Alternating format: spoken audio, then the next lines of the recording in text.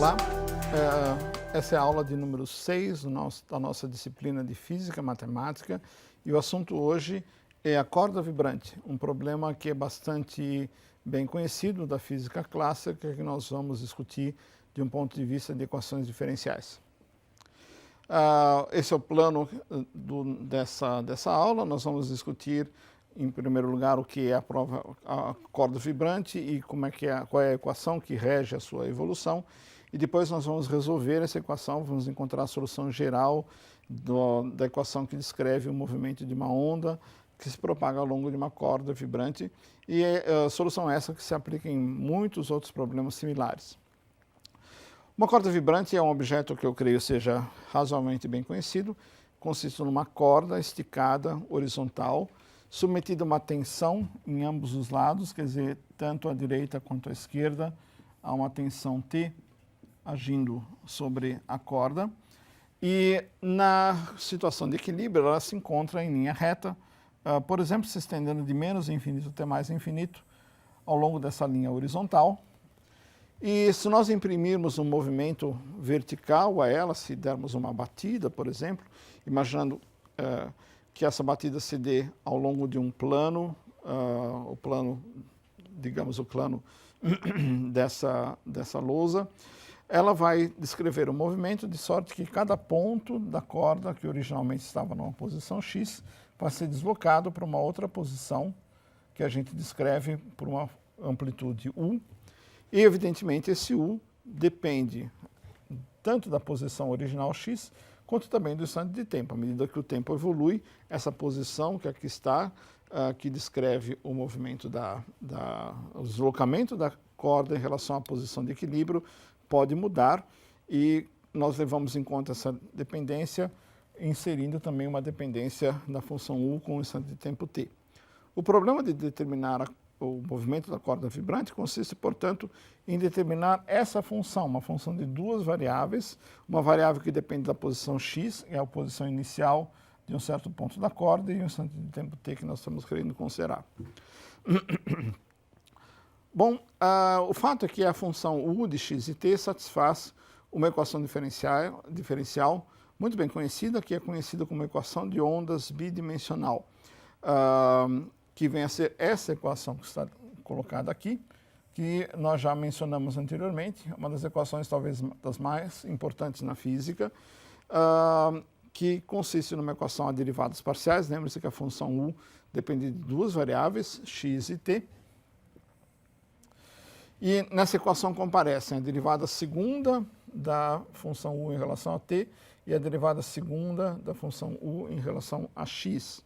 A constante c que aparece ali é muito importante e, no caso específico do problema da corda vibrante, c pode ser calculado explicitamente e ele é dado pela raiz quadrada da tensão que age sobre a corda, a tensão horizontal, dividido pela densidade da corda, ou seja, da quantidade de massa por unidade de comprimento.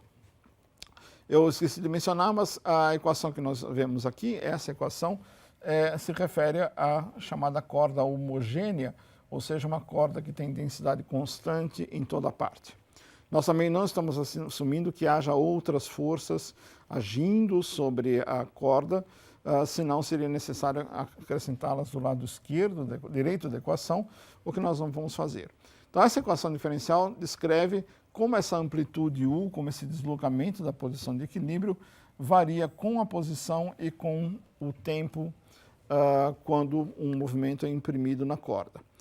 A constante C, que nesse caso, dado por raiz quadrada de t sobre ρ, é muito importante porque nós vamos ver, ao encontrarmos a solução geral dessa equação, que essa constante C está relacionada à velocidade de propagação de ondas ao longo da corda. Eu chamo a atenção também que essa equação diferencial, que aqui está, ela aparece em muitos outros problemas de física, não apenas nesse problema da corda vibrante. Ela aparece, por exemplo, no eletromagnetismo, por exemplo, na mecânica de fluidos e vários outros problemas. T, nesses casos, ou melhor, C, nesses casos, tem uma outra expressão, ele não é dado por raiz de t sobre ρ, mas ele sempre representa, em função da natureza das soluções, a velocidade de propagação de ondas nesse meio. Pois bem, em aulas anteriores, nós já discutimos soluções de algumas equações diferenciais ordinárias e mesmo de alguns problemas de valor inicial. Notadamente, nós resolvemos problemas envolvendo equações diferenciais ordinárias de primeira ordem, homogêneas ou não homogêneas. Eu quero agora utilizar o problema da corda vibrante para fazer algo semelhante no caso de uma equação diferencial a derivadas parciais, que vem a ser esta equação que vocês aqui veem, a equação da corda vibrante ou equação de ondas unidimensionais. Eu quero mostrar a vocês como encontrar a solução dessa equação. Vejam que numa situação física real, o que tipicamente a gente considera é o seguinte esquema. A gente tem a corda, cujo movimento e evolução é descrito por essa equação, e num instante de tempo inicial é dado que o perfil da corda é expresso em termos de uma função u0 de x, que é uma função dada. Essa função representa a posição inicial de cada ponto da corda no instante em que a evolução começa. Um outro parâmetro muito importante é esta outra condição que está colocada aqui, que fixa a derivada parcial de u em relação a t, que a gente deve interpretar como sendo uma velocidade vertical de cada ponto da corda. X aqui é fixo, eu estou derivando o deslocamento em relação a t. Portanto, isso aqui representa a velocidade do ponto x da corda, e ele é fixado por uma função v0 também dada. Esse tipo de problema é um típico problema de valor inicial. É dada uma equação diferencial, no caso esta equação que aqui está, e a gente deseja encontrar dentre todas as funções do mundo quais delas satisfaz a equação e satisfaz esse par de equações de condições que fixam posição e velocidade inicial da corda. O que eu pretendo fazer no restante dessa aula é mostrar a vocês como encontrar a solução geral dessa equação, e na nossa próxima aula nós vamos mostrar como impor as condições iniciais e expressar a solução que nós desejamos com condições iniciais fixas. Então, nosso problema agora é encontrar as soluções desta equação, da equação de ondas, a solução geral delas. Pois bem, o primeiro passo da solução consiste em fazer uma mudança de variáveis.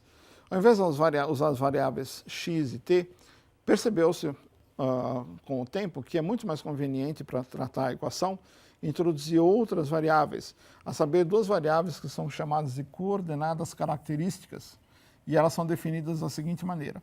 Uma das variáveis chama-se xi, outra chamada dieta, e xi é definido como sendo x menos ct, e eta é definida como sendo xi é definido como sendo x mais ct, e eta é definido como sendo x menos ct.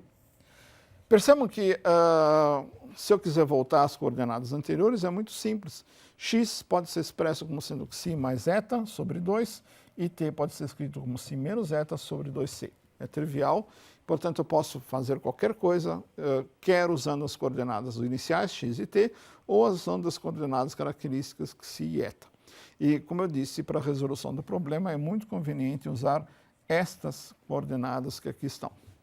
O que é que nós fazemos com elas? Bom, observem em primeiro lugar que a função u, que descreve o deslocamento de um ponto da corda situado na posição x no instante de tempo t, ela pode ser expressa também claramente em termos das coordenadas características. Por quê?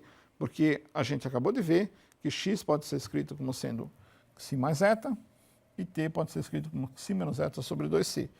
Então, ao invés de escrever u de x e t, eu posso escrever como u de xi mais eta sobre 2 e xi menos eta sobre 2. Pois bem, essa função que está escrita aqui agora é uma função de duas variáveis, xi e eta. Eu posso chamá-la de v.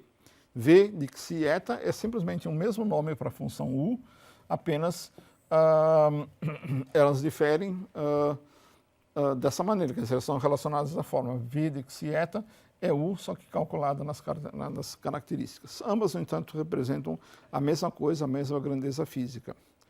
E notem que, evidentemente, se eu souber a função v se eu obtiver, eu posso expressar u de x e t através dessa simples relação voltando para as coordenadas originais.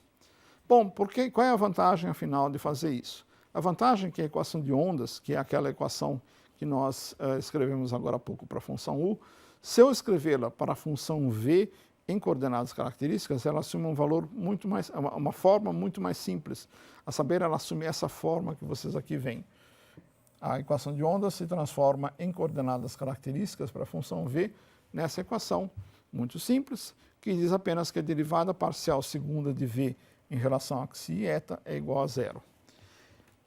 Como exercício muito importante, eu sugiro que vocês demonstrem isso, não é nem um pouco difícil, basta fazer essas mudanças de variáveis que estão aqui indicadas na página anterior, na equação de ondas, que é esta equação aqui, e vocês constatam facilmente, é um exercício que é tratado em vários livros, inclusive em notas que eu vou mostrar a vocês, indicar a vocês ao final, demonstrar a validade desta equação que aqui está.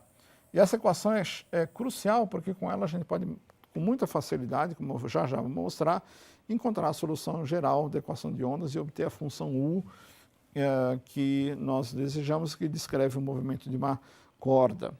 Como é que você faz, então, o tratamento desta equação aqui? É muito simples. Percebam, antes de mais nada, que essa equação está dizendo isto aqui, que a derivada parcial em relação a xi de dv e de eta é zero. Né? Isso é o que significa a linha anterior. A derivada segunda de v em relação a xi e eta é o mesmo que isso aqui. Então vejam, o que essa equação está dizendo é que esta função que está aqui dentro não depende da variável xi, porque a derivada parcial é zero, certo? Bom, isso significa dizer que esta função dv de eta tem que ser uma função que eu vou chamar provisoriamente de A0 e que só depende de eta, mais nada, não depende de xi. Se ela dependesse de xi, essa derivada aqui não seria nula. Isso não é permitido pela equação. Portanto, a gente obtém já uma informação importante, que a derivada parcial de v em relação a eta é uma certa função A0 de eta, que é uma função arbitrária. Né? É tudo que eu preciso para garantir que essa derivada parcial aqui seja nula, é que essa outra função seja uma função apenas de eta, qualquer que seja a função. Pois bem, agora, uma vez que nós temos que dv de eta é a zero, a gente pode facilmente obter o v simplesmente integrando em relação à variável eta. V de xi e eta, integrando essa equação na variável eta, é dada por uma integral indefinida da função a0, mais uma constante de integração. E uma constante de integração, nesse caso, pode ser, sem nenhum problema, uma função que depende da outra variável. De qualquer maneira, do ponto de vista da dependência em eta, isso aqui é uma constante. Então, a gente obtém simplesmente integrando esta expressão em relação a eta, que v é dado por esta expressão, uma integral indefinida de A0, mais eventualmente uma função de xi que entra aí como constante de integração. Bom, se eu chamar esta função aqui de A de eta, desculpe,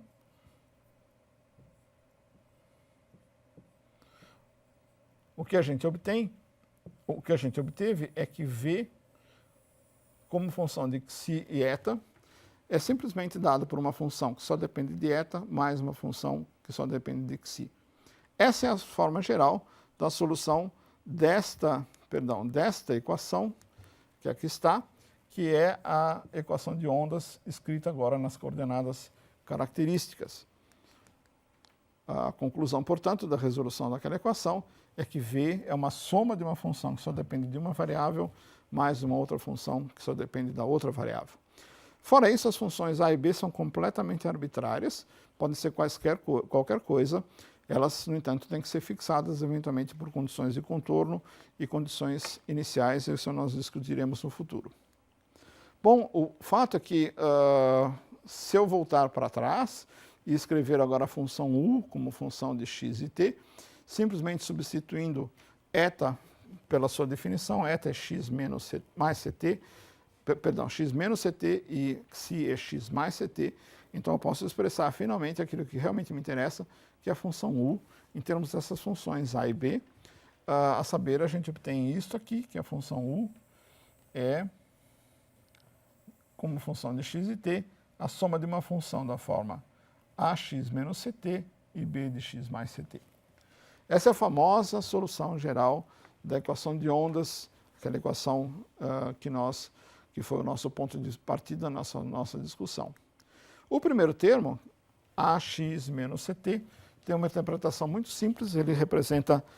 Essa função representa uma onda que se propaga sem se deformar da esquerda para a direita com velocidade c. Aqui, nesse ponto, que a gente pode interpretar o significado daquela constante c como sendo uma velocidade de propagação. E, respectivamente, o segundo termo, b de x mais ct, representa uma onda que se propaga sem se deformar da direita para a esquerda com a mesma velocidade absoluta c. Essa é a interpretação desses dois termos da equação de cima. As soluções representadas pelas funções a de x menos ct e b de x mais ct são denominadas ondas caminhantes ou ondas progressivas. As funções a e b são determinadas em pontos e condições iniciais ou de contorno no nosso problema. Nós simplesmente até agora encontramos uma solução geral da equação. A solução que eu me refiro é esta equação 5, que aqui está. Essa é a solução geral da equação de onda. Mas as funções a e b são indeterminadas, elas têm que ser determinadas por condições adicionais que vão ser acrescentadas ao problema. E na nossa próxima discussão, na nossa próxima aula, nós vamos mostrar como as funções a e b podem ser fixadas, podem ser determinadas a partir de condições iniciais, como aquelas que nós falamos anteriormente. Esse vai o nosso próximo assunto. Então, fazendo um resumo, nós encontramos a solução geral da equação de ondas em uma dimensão. Aprendemos que essa solução geral é uma sobreposição de uma onda que se propaga da esquerda para a direita com velocidade c, sem se deformar, e uma onda que se propaga da direita para a esquerda, ao contrário, portanto, com a mesma velocidade c, sem se deformar. Como bibliografia, eu cito, além da bibliografia que nós já apresentamos a vocês, essas duas notas adicionais, o capítulo 21 desse texto. Especialmente eu chamo a atenção de vocês dessas sessões 21.1.2 e 21.4.1, onde essa questão da corda vibrante é discutida com um pouquinho mais de detalhe. Chama a atenção, no entanto, que o problema da corda vibrante é um problema tradicional e ele é tratado com muitos detalhes em muitos livros de física, inclusive alguns livros de física básica. O livro da coleção de física básica do professor Moisés Nussenzweig, por exemplo, assim como vários outros livros, tratam desse problema, e eu recomendo a vocês darem uma olhada lá e eventualmente completarem alguma coisa que ficou pendente da nossa discussão. Até a próxima aula.